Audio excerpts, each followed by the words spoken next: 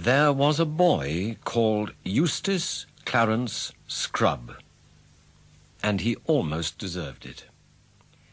His parents called him Eustace Clarence, and his schoolmasters called him Scrubb.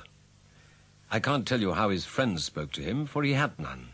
Eustace Clarence disliked his cousins, the four Pevenses, Peter, Susan, Edmund, and Lucy, but he was quite glad when he heard that Edmund and Lucy were coming to stay. For deep down inside he liked bossing and bullying, and though he was a puny little person who couldn't have stood up even to Lucy, let alone Edmund, in a fight, he knew that there are dozens of ways of giving people a bad time if you're in your own home and they're only visitors. The story begins on an afternoon when Edmund and Lucy were stealing a few precious minutes alone together. And, of course, they were talking about Narnia, which was the name of their own private and secret country. Most of us, I suppose, have a secret country, but for us it's only an imaginary country. Edmund and Lucy were luckier than other people in that respect. Their secret country was real. They had already visited it twice, not in a game or a dream, but in reality. They had got there, of course, by magic, which is the only way of getting to Narnia. They were in Lucy's room, sitting on the edge of her bed and looking at a picture on the opposite wall. It was the only picture in the house that they liked. It was the picture of a ship sailing nearly straight towards you. Her prow was gilded and shaped like the head of a dragon with wide-open mouth. She had only one mast and one large square sail, which was a rich purple. "The question is," said Edmund, "whether it doesn't make things worse, looking at a Narnian ship when you can't get there." "Still playing your old game?" said Eustace Clarence, who'd been listening outside the door and now came grinning into the room. Last year, when he'd been staying with the Pevenses, he had managed to hear them all talking of Narnia, and he loved teasing them about it. He thought, of course, that they were making it all up, and as he was quite incapable of making anything up himself, he didn't approve of that. "You're not wanted here," said Edmund curtly.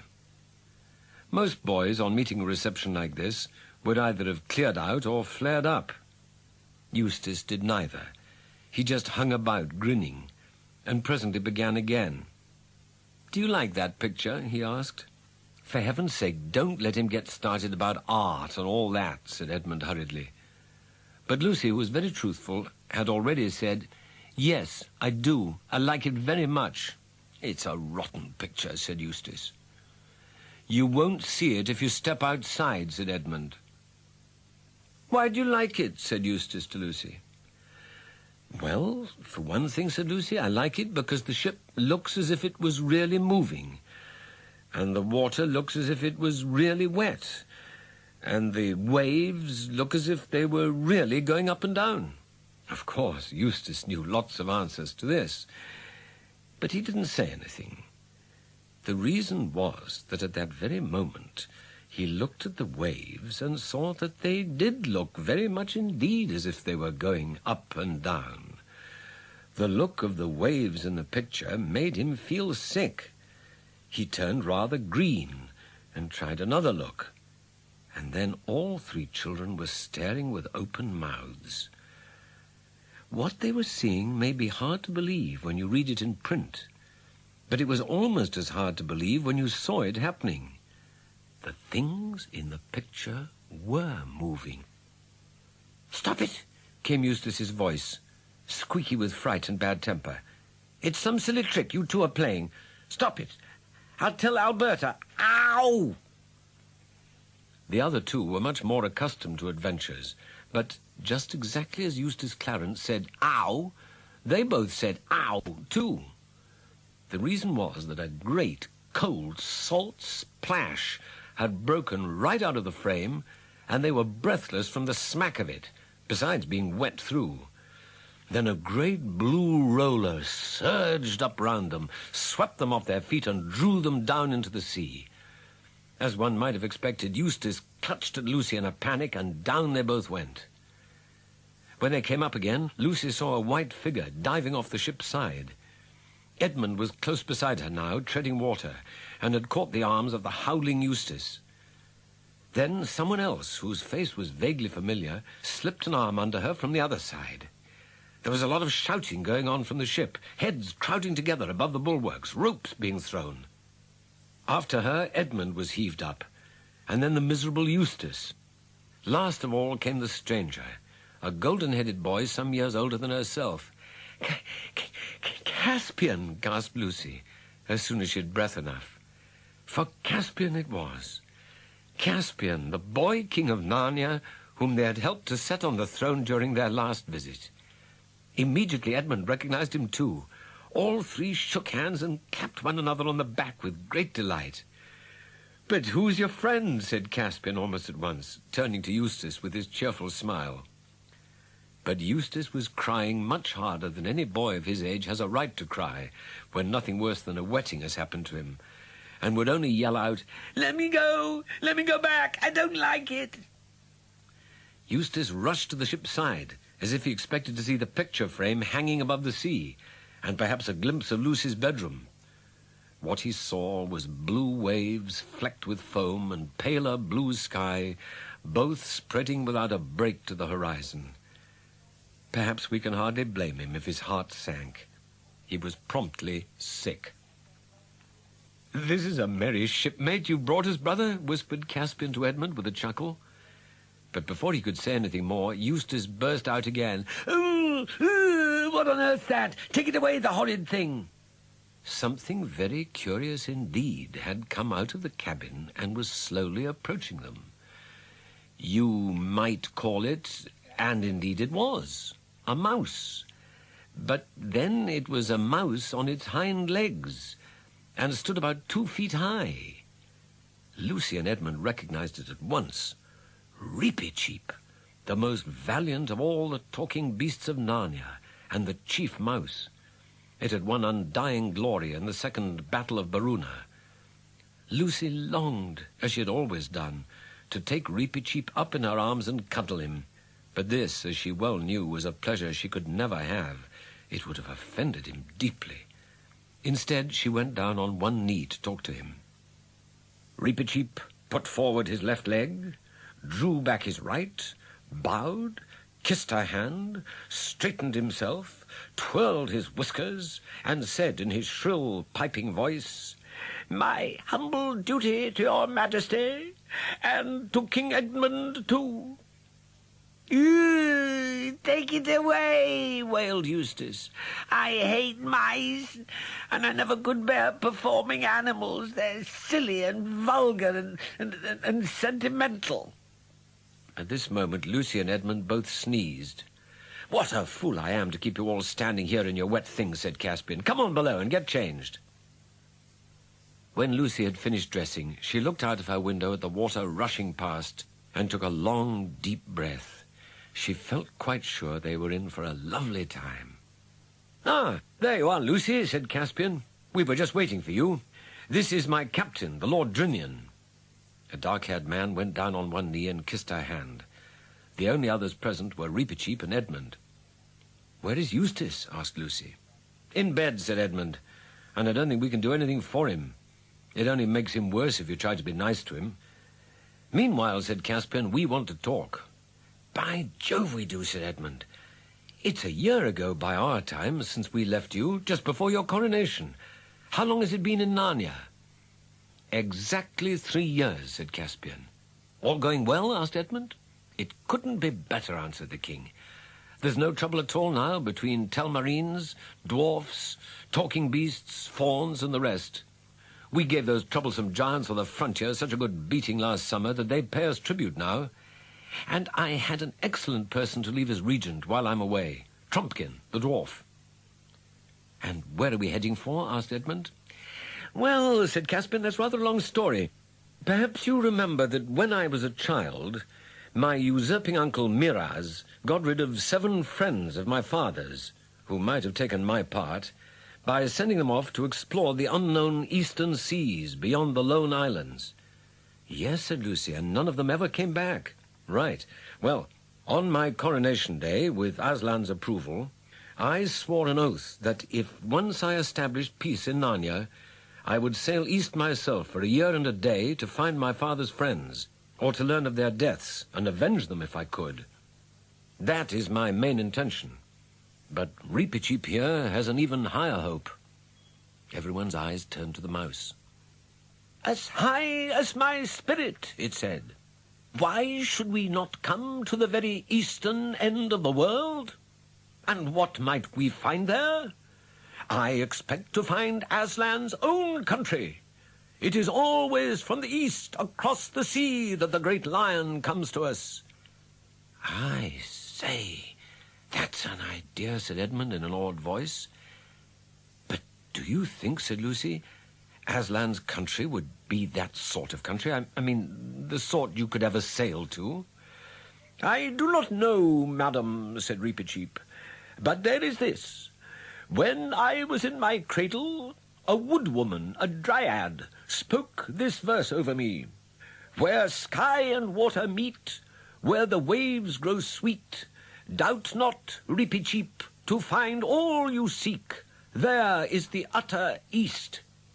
I do not know what it means, but the spell of it has been on me all my life." The next few days were delightful, but this pleasant time did not last. There came an evening when the air grew cold, and a storm struck them, and all next day and all the next it went on. It went on till one could hardly even remember a time before it had begun, and there was hardly any rest for anyone, and nothing could be cooked, and nothing could be dried, and one man was lost overboard, and they never saw the sun. When it was over, Eustace made the following entry in his diary. September 3rd. The first day for ages when I've been able to write. We've been driven before a hurricane for 13 days and nights. I know that because I kept a careful count, though the others all said it was only 12. Pleasant to be embarked on a dangerous voyage with people who can't even count right. I have had a ghastly time, up and down enormous waves, hour after hour, usually wet to the skin, and not even an attempt at giving us proper meals.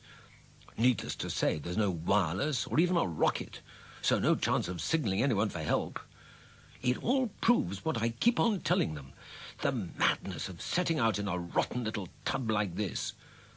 The real trouble is water. 2 casks seem to have got a leak knocked in them and are empty. Narnian efficiency again. On short rations, half a pint a day each. September 4th. Still becalmed, very short rations for dinner. Lucy, for some reason, tried to make up to me by offering me some of hers, but that interfering prig Edmund wouldn't let her. September 5th. Still becalmed and very hot. Feeling rotten all day, and I'm sure I've got a temperature. Of course, they haven't the sense to keep a thermometer on board. September 6th. A horrible day. Woke up in the night knowing I was feverish and must have a drink of water. So I just got up and took my cup and tiptoed out of the black hole we sleep in. But before I'd drawn a cupful, who should catch me but that little spy Reep? I tried to explain I was only going on deck for a breath of air, and he asked me why I had a cup. He made such a noise that the whole ship was roused. They treated me scandalously. I asked, as I think anyone would have, why Reepicheep was sneaking about the water cask in the middle of the night. He said that as he was too small to be of any use on deck, he did sentry over the water every night, so that one more man could go to sleep. Now comes their rotten unfairness. They all believed him. Can you beat it? After this, Caspian started being patronizing, said he was sorry for me, and that everyone felt just as feverish as I did, and we must all make the best of it, etc., etc. Oh, just stuck-up prig. Stayed in bed all day today. September 7th. A little wind today, but still from the west. Still terribly thirsty. September 8th. I stay in my bunk all day now, and see no one except Lucy, till the 2 fiends come to bed. Lucy gives me a little of her water ration. She says girls don't get as thirsty as boys. I'd often thought this, but it ought to be more generally known at sea. September 9th. land in sight, a very high mountain a long way off to the southeast. September 10th. The mountain is bigger and clearer. September 11th. Dropped anchor at about 7 p.m. in 3 fathoms of water in a bay of this mountainous island. That idiot Caspian wouldn't let us go ashore because it was getting dark and he was afraid of savages and wild beasts. What awaited them on this island was going to concern Eustace more than anyone else. But it cannot be told in his words, because after September 11th, he forgot about keeping his diary for a long time. When morning came, the whole ship's company went ashore in 2 boatloads. There was everything to be done. The casks must be brought ashore and the faulty ones mended if possible, and all refilled. A tree, a pine if they could get it, must be felled and made into a new mast. Sails must be repaired. A hunting party organized to shoot any game the land might yield. Clothes to be washed and mended, and countless small breakages on board to be set right. As Eustace lay under a tree and heard all these plans being discussed, his heart sank. It looked as if their first day on the longed-for land was going to be quite as hard work as a day at sea. Then a delightful idea occurred to him. Why shouldn't he simply slip away? He would take a stroll inland, find a cool, airy place up in the mountains, have a good long sleep, and not rejoin the others till the day's work was over. He rose quietly from his place and walked away among the trees, taking care to go slowly and in an aimless manner so that anyone who saw him would think he was merely stretching his legs. This soon brought him out of the wood. The ground began sloping steeply up in front of him. Slowly, and with several rests, he reached the ridge. He lay down and turned this way and that to find the most comfortable position to enjoy himself. But he didn't enjoy himself, or not for very long. He began, almost for the first time in his life, to feel lonely. And then he began to worry about the time. Suddenly it occurred to him that he might have been lying there for hours. Perhaps the others had gone. Perhaps they'd let him wander away on purpose, simply in order to leave him behind. He leapt up in a panic and began the descent. "At last," said Eustace, as he came slithering down a slide of loose stones and found himself on the level. "And now, where are those trees?" He was in an utterly unknown valley, and the sea was nowhere in sight. Eustace realized, of course, that he'd come down the wrong side of the ridge. So he turned at once to see about getting back. But before he had taken a step, he heard a noise behind him. It froze him dead still. At the bottom of the cliff, a little on his left hand, was a low, dark hole. The entrance to a cave, perhaps. And out of this, 2 thin wisps of smoke were coming. And the loose stones just beneath the dark hollow were moving. That was the noise he had heard, just as if something were crawling in the dark behind them. Something was crawling. Worse still, something was coming out. Edmund, or Lucy, or you, would have recognized it at once. But Eustace had read none of the right books. The thing that came out of the cave was something he had never even imagined. A long, lead-colored snout, dull red eyes, no feathers or fur, a long, lithe body that trailed on the ground, legs whose elbows went up higher than its back like a spider's, cruel claws, bat's wings that made a rasping noise on the stones, yards of tail. And the 2 lines of smoke were coming from its 2 nostrils. He never said the word dragon to himself, nor would it have made things any better if he had. But perhaps if he had known something about dragons, he would have been a little surprised at this dragon's behavior. It did not sit up and clap its wings, nor did it shoot out a stream of flame from its mouth. The smoke from its nostrils was like the smoke of a fire that will not last much longer. Nor did it seem to have noticed Eustace. It moved very slowly towards a pool, slowly and with many pauses. It reached the pool and slid its horrible, scaly chin down over the gravel to drink. But before it had drunk, there came from it a great croaking or clanging cry, and after a few twitches and convulsions, it rolled round on its side and lay perfectly still with one claw in the air. The smoke from its nostrils turned black for a moment and then floated away. No more came. For a long time, Eustace did not dare to move. Perhaps this was the brute's trick, the way it lured travellers to their doom. But one couldn't wait forever. He took a step nearer, then 2 steps, and halted again. The dragon remained motionless. He noticed, too, that the red fire had gone out of its eyes. At last he came up to it. He was quite sure now that it was dead. With a shudder, he touched it. Nothing happened. The relief was so great that Eustace almost laughed out loud. He began to feel as if he'd fought and killed the dragon, instead of merely seeing it die. He stepped over it and went to the pool for his drink, for the heat was getting unbearable. He was not surprised when he heard a peal of thunder. Almost immediately afterwards, the sun disappeared, and before he had finished his drink, big drops of rain were falling. In less than a minute, Eustace was wet to the skin and half blinded with such rain as one never sees in Europe. There was no use trying to climb out of the valley as long as this lasted. He bolted for the only shelter in sight, the dragon's cave. There he lay down and tried to get his breath.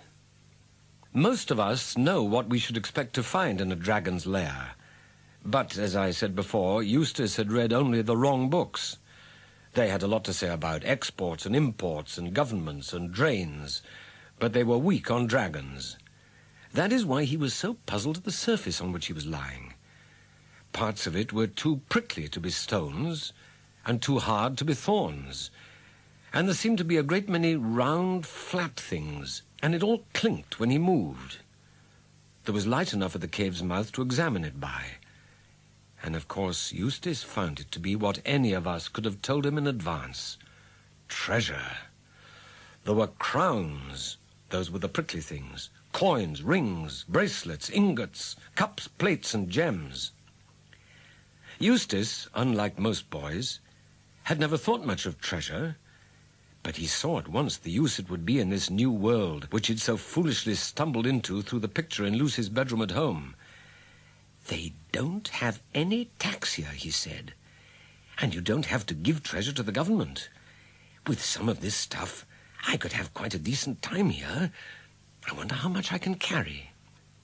That bracelet now, those things in it are probably diamonds. I'll slip that on my own wrist. Oh, too big.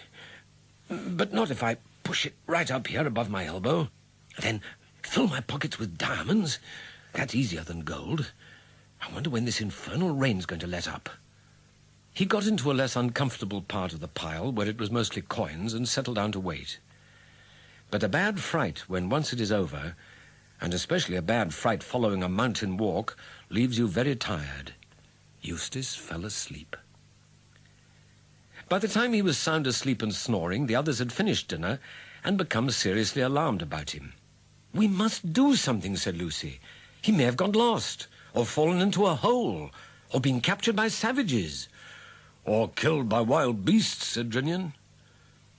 "And a good riddance if he has, I say," muttered one of the sailors. "Of course we've got to find him if we can," said Caspian wearily. "That's the nuisance of it. It means a search party and endless trouble. Bother Eustace." Meanwhile, Eustace slept and slept and slept. What woke him was a pain in his arm. He was puzzled by the pain at first, But presently it occurred to him that the bracelet which he'd shoved up above his elbow had become strangely tight. His arm must have swollen while he was asleep. It was his left arm. He moved his right arm in order to feel his left, but stopped before he'd moved it an inch and bit his lip in terror. For just in front of him was a dragon's claw. It had moved as he moved his hand, and became still when he stopped moving his hand. "Oh, what a fool I've been," thought Eustace. "Of course, the brute had a mate, and it's lying beside me." For several minutes he did not dare to move a muscle. He saw two thin columns of smoke going up before his eyes, black against the moonlight, just as there had been smoke coming from the other dragon's nose before it died. This was so alarming that he held his breath. The two columns of smoke vanished. When he could hold his breath no longer, he let it out stealthily. Instantly, two jets of smoke appeared again. But even yet he had no idea of the truth. Presently he decided that he would edge very cautiously to his left and try to creep out of the cave. Perhaps the creature was asleep, and anyway it was his only chance. But of course, before he edged to the left, he looked to the left. Oh, horror! There was a dragon's claw on that side, too. Two dragons, one on each side, mimicking whatever he did. His nerve broke, and he simply made a bolt for it. There was such a clatter and rasping and clinking of gold and grinding of stones as he rushed out of the cave that he thought they were both following him. He daren't look back. But just as he reached the edge of the pool, two things happened. First of all, it came over him like a thunderclap that he'd been running on all fours. And why on earth had he been doing that? And secondly, as he bent towards the water, he thought for a second that yet another dragon was staring up at him out of the pool. But in an instant he realized the truth. That dragon face in the pool was his own reflection. He had turned into a dragon while he was asleep. Sleeping on a dragon's hoard with greedy, dragonish thoughts in his heart, he had become a dragon himself.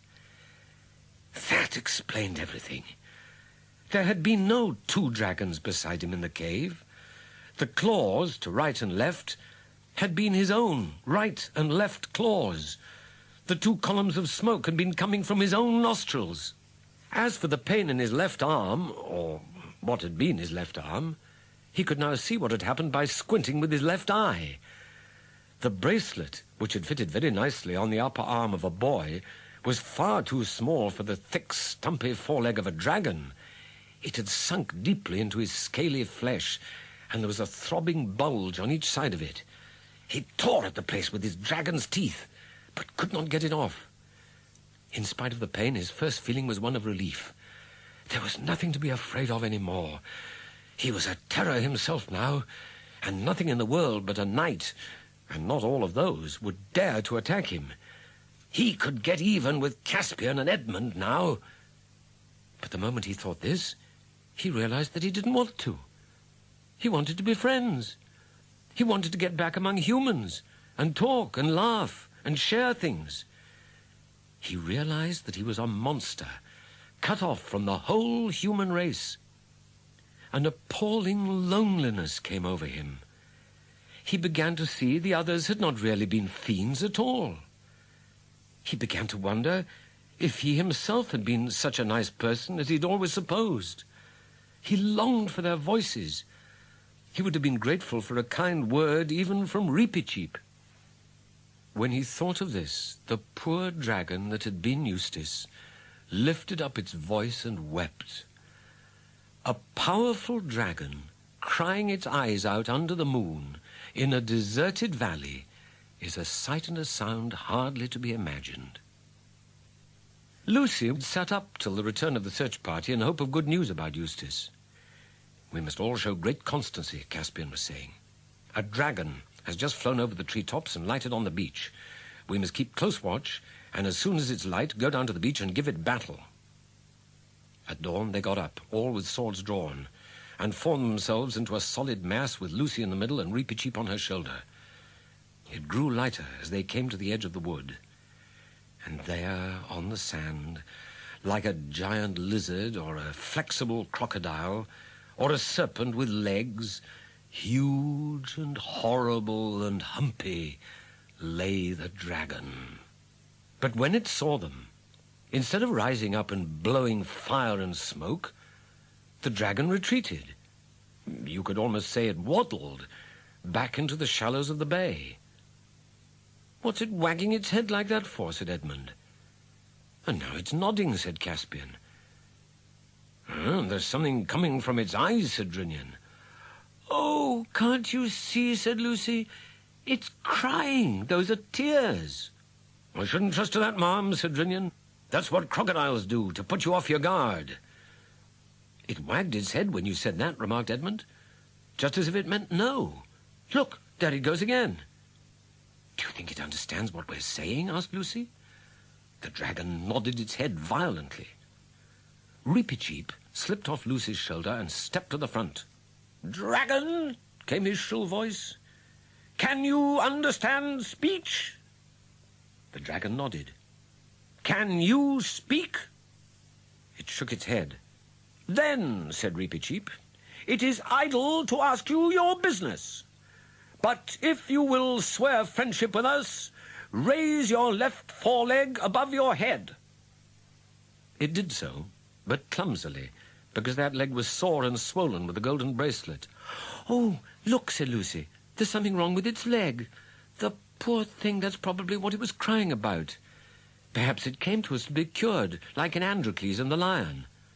Everyone now crowded round, and Caspian suddenly exclaimed, "Look!" He was staring at the bracelet. "Look at the device on the gold. A little hammer with a diamond above it, like a star. It is the sign of a great Narnian house. This is the Lord Octesian's arm ring." "Villain," said Reepicheep to the dragon, "have you devoured a Narnian lord?" But the dragon shook his head violently. "Oh, perhaps," said Lucy, "this is the Lord Octesian, turned into a dragon, under an enchantment, you know." "It needn't be either," said Edmund. "All dragons collect gold. But I think it's a safe guess that your father's friend Octesian got no further than this island." "Are you the Lord Octesian?" said Lucy to the dragon. And then, when it sadly shook its head, "Are you someone enchanted? Someone human, I mean?" It nodded violently. And then someone said, people disputed afterwards whether Lucy or Edmund said it first, "You're not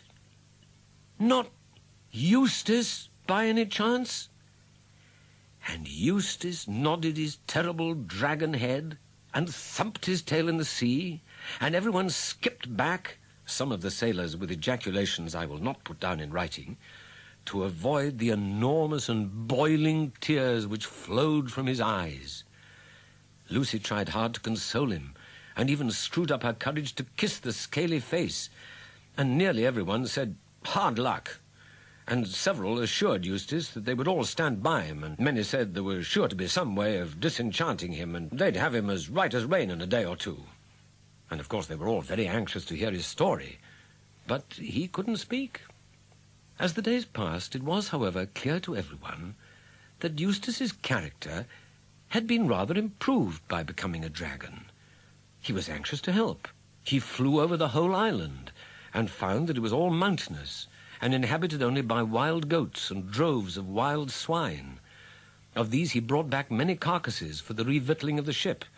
He ate a few himself, of course, but always alone, for now that he was a dragon he liked his food raw, but he could never bear to let the others see him at his messy meals. And one day, flying slowly and wearily, but in great triumph, he bore back to camp a great tall pine tree, which he had torn up by the roots in a distant valley, and which could be made into a capital mast. And in the evening, if it turned chilly, he was a comfort to everyone, for the whole party would come and sit with their backs against his hot sides, and get well warmed and dried, and one puff of his fiery breath would light the most obstinate fire. Sometimes he would take a select party for a fly on his back. The pleasure, quite new to him, of being liked, and still more of liking other people, was what kept Eustace from despair. But of course what hung over everyone like a cloud was the problem of what to do with their dragon when they were ready to sail. And poor Eustace realized more and more that since the first day he came on board, he had been an unmitigated nuisance, and that he was now a greater nuisance still. And this ate into his mind, just as that bracelet ate into his foreleg. About 6 days after they'd landed on Dragon Island, Edmund happened to wake up very early one morning. It was just getting grey, so that you could see the tree trunks if they were between you and the bay. And presently he thought he saw a dark figure moving on the seaward side of the wood. Edmund drew his sword and was about to challenge the stranger, when the stranger said in a low voice, "It's me, Eustace." "By Jove," said Edmund, "so it is. My dear chap, I'm glad to see you looking yourself again. You must have had a pretty beastly time." "I won't tell you how I became a dragon till I can tell the others and get it all over," said Eustace. "I want to tell you how I stopped being one. Last night I was more miserable than ever. I was lying awake and wondering what on earth would become of me. And then, but mind you, it may have been all a dream, I don't know." "Go on," said Edmund with considerable patience. "Well, anyway, I looked up and saw the very last thing I expected. A huge lion coming slowly towards me. And one queer thing was that there was no moon last night, but there was moonlight where the lion was. So it came nearer and nearer. I was terribly afraid of it. You may think that, being a dragon, I could have knocked any lion out easily enough. But it wasn't that kind of fear. I wasn't afraid of it eating me. I was just afraid of it, if you can understand. Well, it came closer up to me and looked straight into my eyes, and I shut my eyes tight. But that wasn't any good, because it told me to follow it. And I knew I'd have to do what it told me. So I got up and followed it. And it led me a long way into the mountains. And there was always this moonlight over and round the lion wherever we went. So, at last, we came to the top of a mountain I'd never seen before, and on the top of this mountain there was a garden, trees and fruit and everything. In the middle of it there was a well. I knew it was a well because you could see the water bubbling up from the bottom of it. But it was a lot bigger than most wells, like a very big round bath with marble steps going down into it. The water was as clear as anything, and I thought if I could get in there and bathe, it would ease the pain in my leg. But the lion told me I must undress first. I was just going to say that I couldn't undress because I hadn't any clothes on, when I suddenly thought that dragons are snaky sort of things, and snakes can cast their skins. Oh, of course, thought I, that's what the lion means. So I started scratching myself, and my scales began coming off all over the place. And then I scratched a little deeper, and instead of just scales coming off here and there, my whole skin started peeling off beautifully, like it does after an illness, or as if I was a banana. In a minute or two I just stepped out of it. I could see it lying there beside me, looking rather nasty. It was a most lovely feeling. So I started to go down into the well for my bathe. But just as I was going to put my foot into the water, I looked down and saw that it was all hard and rough and wrinkled and scaly, just as it had been before. "Oh, that's all right," said I. "It only means I had another, smaller suit on, underneath the first one, and I'll have to get out of it too."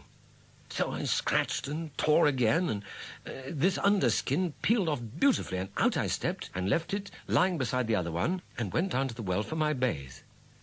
Well, exactly the same thing happened again.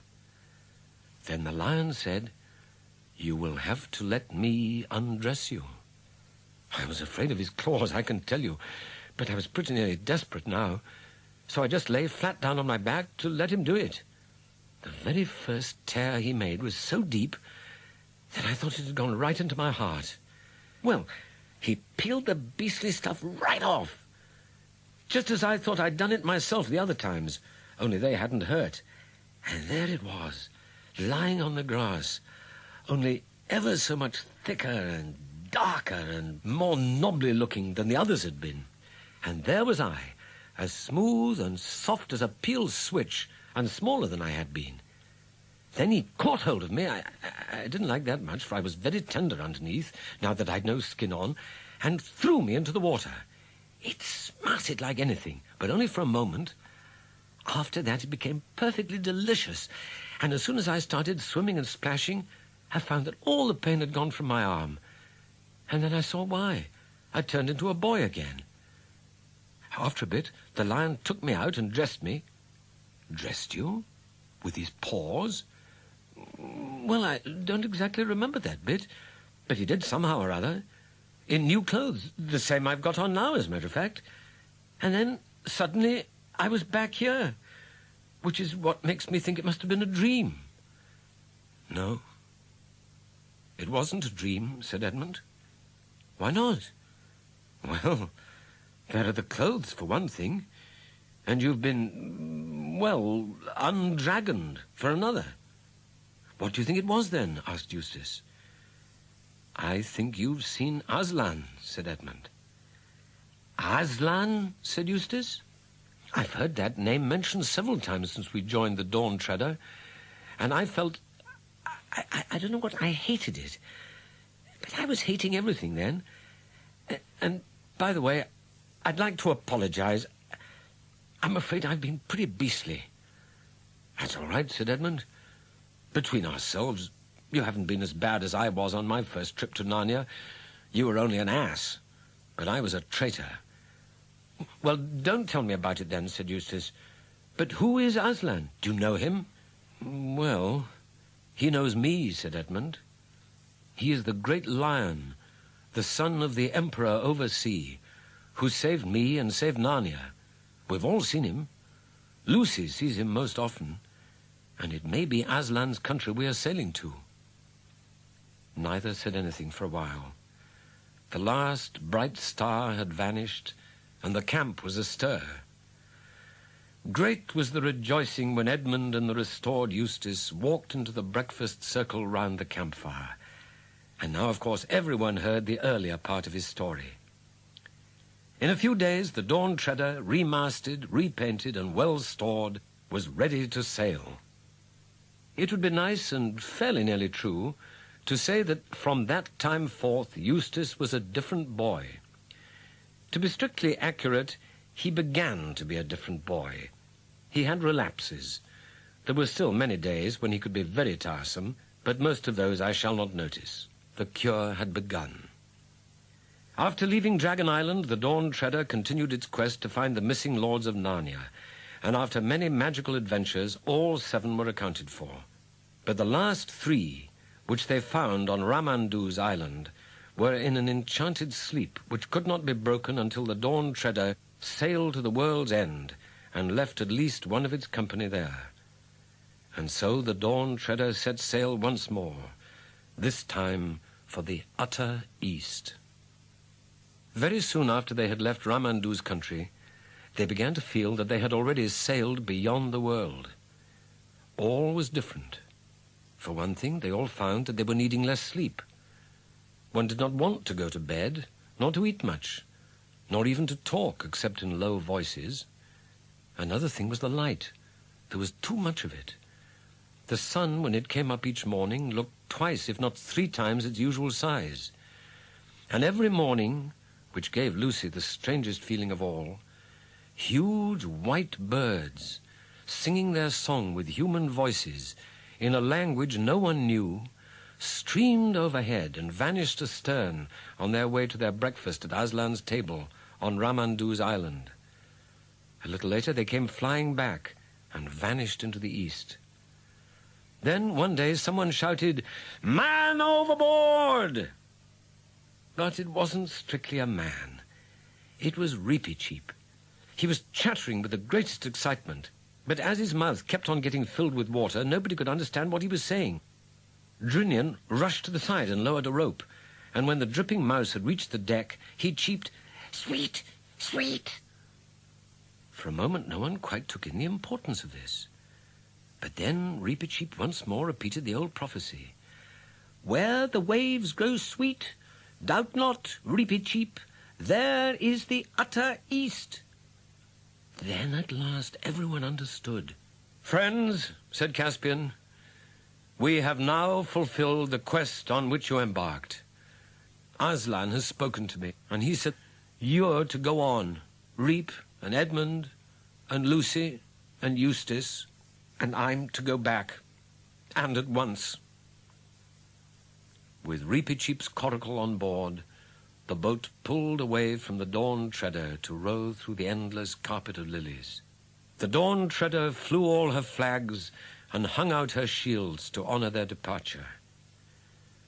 All that night and all next day they glided eastward, and when the third day dawned, with a brightness you or I could not bear even if we had dark glasses on, they saw a wonder ahead.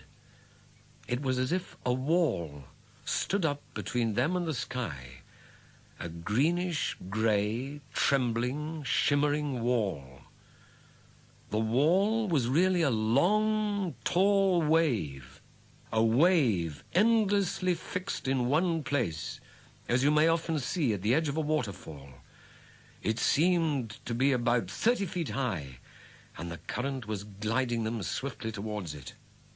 Now they saw something not only behind the wave, but behind the sun. They could not have seen even the sun if their eyes had not been strengthened by the water of the last sea. But now they could look at the rising sun and see it clearly and see things beyond it. What they saw eastward, beyond the sun, was a range of mountains. It was so high that either they never saw the top of it or they forgot it. None of them remembers seeing any sky in that direction. And the mountains must really have been outside the world. For any mountains, even a quarter of a 20th of that height, ought to have had ice and snow on them. But these were warm and green and full of forests and waterfalls, however high you looked. No one in that boat doubted that they were seeing beyond the end of the world into Aslan's country. At that moment, with a crunch, the boat ran aground. The water was too shallow now even for it. This, said Reepicheep, is where I go on alone. They helped him to lower his little coracle. Then he took off his sword. I shall need it no more, he said, and flung it far away across the lilied sea. Then he bade them goodbye, trying to be sad for their sakes. But he was quivering with happiness. Lucy, for the first and last time, did what she'd always wanted to do, taking him in her arms and caressing him. Then, hastily, he got into his coracle and took his paddle, and the current caught it, and away he went, very black against the lilies. The coracle went more and more quickly, and beautifully it rushed up the wave's side. For one split second, they saw its shape and Reepicheep's on the very top.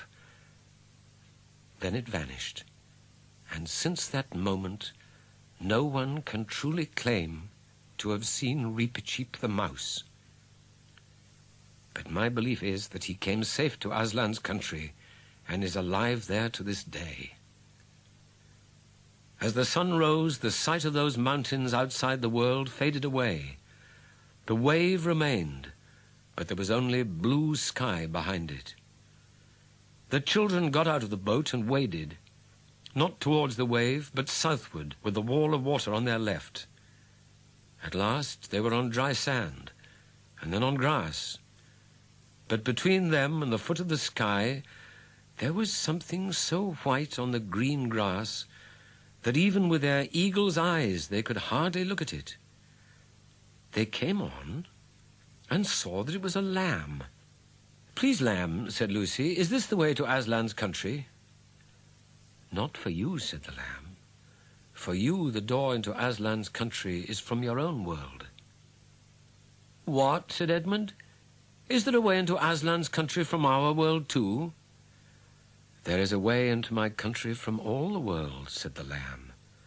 But as he spoke, his snowy white flushed into tawny gold, and his size changed, And he was Aslan himself, towering above them and scattering light from his mane. "Oh, Aslan," said Lucy, "will you tell us how to get into your country from our world?" "I shall be telling you all the time," said Aslan. "But I will not tell you how long or short the way will be, only that it lies across a river. But do not fear that, for I am the great bridge builder. And now, come, I will open the door in the sky and send you to your own land." "Please, Aslan," said Lucy, "before we go, will you tell us when we can come back to Narnia again? Please, oh, do make it soon." "Dearest," said Aslan very gently, "you and your brother will never come back to Narnia."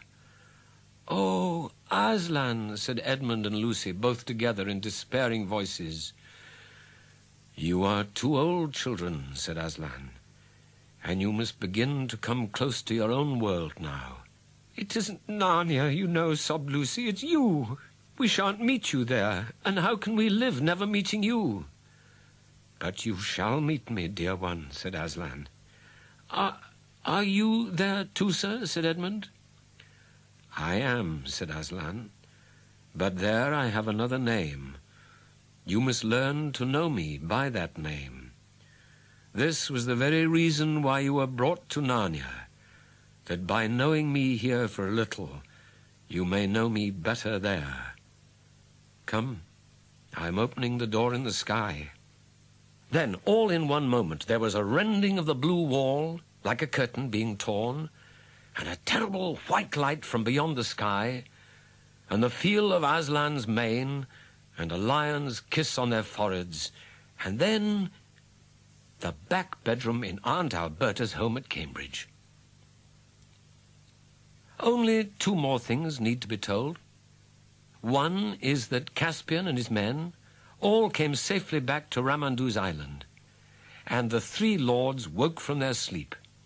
Caspian married Ramandu's daughter, and they all reached Narnia in the end. The other is that back in our own world, everyone soon started saying how Eustace had improved, and how you'd never know him for the same boy. Everyone except Aunt Alberta, who said he'd become very commonplace and tiresome, and it must have been the influence of those Pevensey children.